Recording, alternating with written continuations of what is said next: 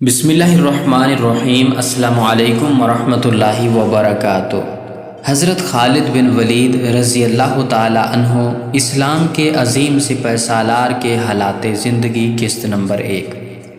حضرت خالد بن ولید رضی اللہ تعالی عنہ غیر معمولی پر اسرار شخصیت تھے، جن کی ظاہری و باطنی قوتوں نے انسانیت کو ورطۂ حیرت میں ڈال دیا تھا۔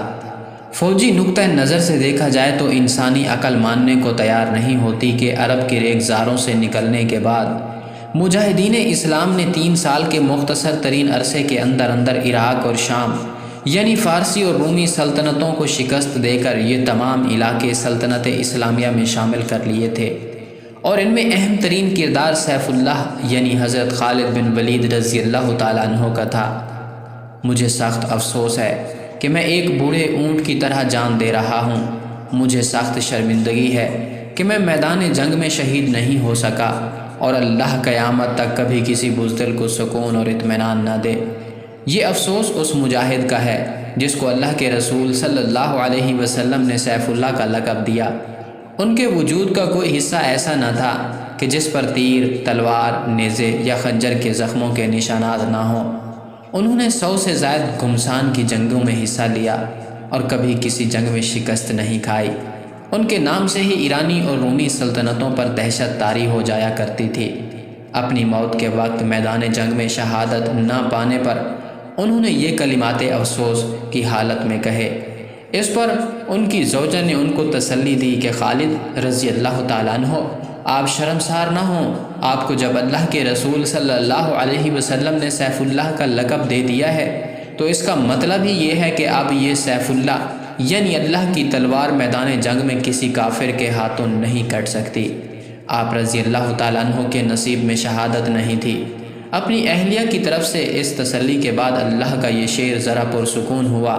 خالد بن ولید رضی اللہ تعالیٰ عنہ صرف عالم اسلام کے ہی نہیں بلکہ تاریخ انسانیت کے ہیرو ہیں۔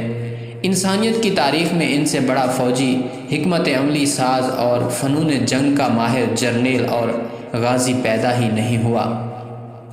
جب حضرت خالد بن ولید رضی اللہ تعالیٰ عنہ کے انتقال کی خبر شام سے مدینہ پہنچی تو مدینہ میں کوہرام مچ گیا۔ سیدنا عمر فاروق رضی اللہ تعالیٰ عنہ پہلے تو لوگوں کو جمع کرنے کی کوشش کرتے رہے، لیکن جب معلوم ہوا کہ ابو سلیمان یعنی خالد بن ولید رضی اللہ تعالیٰ عنہ کی وفات کی خبر ہے تو پھر وہ بھی خاموش ہو گئے۔ پھر اہل مدینہ سے کہا، آج جو آنکھ رونا چاہتی ہے رو لے، جو زبان کچھ کہنا چاہتی ہے وہ کہہ دے، کیونکہ وہ جو کچھ بھی کہیں گے سچ ہی کہیں گے۔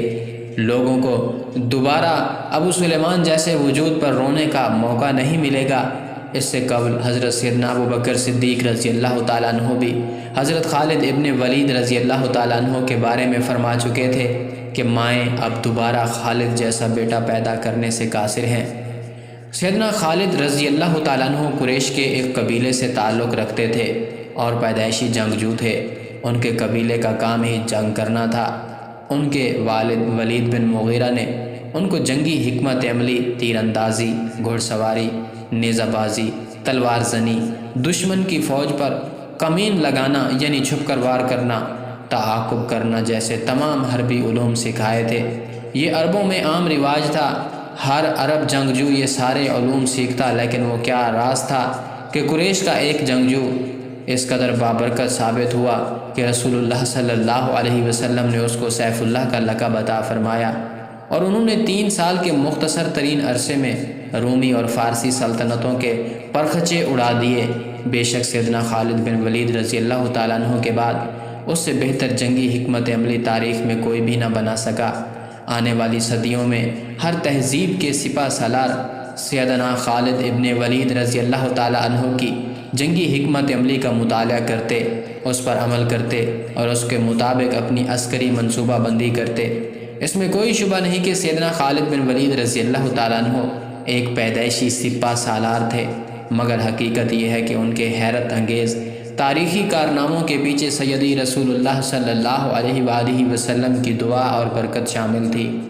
ایک مرتبہ جب حج کے موقع پر حضور صلی اللہ علیہ وسلم نے اپنے بال مبارک ترشوائے تو سیدنا خالد بن ولید رضی اللہ تعالیٰ عنہ نے وہ بال مبارک اٹھا لیے، رسول اللہ صلی اللہ علیہ وسلم نے ان سے پوچھا، خالد یہ کس لیے؟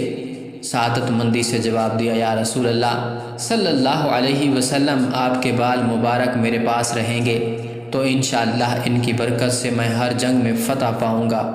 رسول اللہ صلی اللہ علیہ وآلہ وسلم نے فرمایا، ہاں یہ بال تمہارے پاس رہیں گے، میری دعا بھی تمہارے ساتھ رہے گی اور انشاءاللہ تم ہر جنگ میں فتح پاؤ گے۔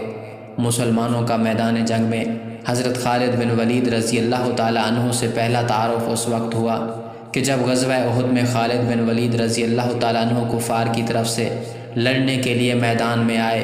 اس وقت آپ ایمان نہیں لائے تھے اور کفار کے اضافی گھڑ سوار دستے کے سربراہ تھے۔ غزوہ احد میں حضور صلی اللہ علیہ وآلہ وسلم نے 50 تیر انداز ایک پہاڑی درے پر متعین فرما دیے تھے اور ان کو حکم دیا کہ جنگ کا جو مرضی نتیجہ نکلے آپ کو اپنی جگہ نہیں چھوڑنی۔ یہ 50 تیر انداز حضور صلی اللہ علیہ وآلہ وسلم نے حضرت سیدنا خالد ابن ولید رضی اللہ تعالیٰ عنہ کے گھڑ سوار دستے کو دیکھ کر ہی متعین کیے تھے کہ جو پہاڑ کی ایک جانب سے مسلمانوں پر حملہ آور ہو سکتے تھے۔ غزوہ احد میں جب مسلمانوں کو کامیابی نصیب ہونے لگی اور دشمن پسپا ہونے لگے تو مال غنیمت جمع کرنے کا سلسلہ شروع ہو گیا۔ ان 50 تیر اندازوں میں سے اکثر نے حکم عدولی کی اور جنگ کا پانسا مسلمانوں کے حق میں پلٹتا دیکھ کر اپنا مورچہ چھوڑ دیا اور نیچے اتر آئے۔ حضرت خالد ابن ولید رضی اللہ تعالیٰ عنہ کی عقابی نگاہوں نے یہ کمزوری تاڑ لی اور اس سے بھرپور فائدہ اٹھایا۔ کفار کی گھڑ سوار فوج کو موقع مل گیا کہ مسلمانوں پر پشت سے حملہ کر سکیں۔ کفار کے اس حملے کے نتیجے میں کہ جس کی قیادت خالد کر رہے تھے 70 صحابہ کرام رضوان اللہ تعالی علیہم اجمعین شہید ہوئے۔ یہ مسلمانوں کے لیے ایک بہت شدید چوٹ تھی۔ پیارے ناظرین، یہ سیریز ہم انشاءاللہ حضرت خالد بن ولید رضی اللہ تعالیٰ عنہ کی زندگی پر شروع کر چکے ہیں اور اس کو اختتام پذیر کریں گے۔ آپ سے گزارش ہے کہ حضرت خالد ابن ولید رضی اللہ تعالیٰ عنہ کی مکمل زندگی کے بارے میں جاننے کے لیے روزانہ ہماری ویڈیو کو دیکھیے اور ہمارے چینل کو سبسکرائب کیجیے۔ اس طرح مزید اسلامک ہسٹری اور اسلامی واقعات دیکھنے کے لیے آپ ہمارے چینل کے ساتھ جڑے جائیں۔ انشاءاللہ آپ کو بہت زیادہ نفع ہوگا۔ جزاکم اللہ خیرہ۔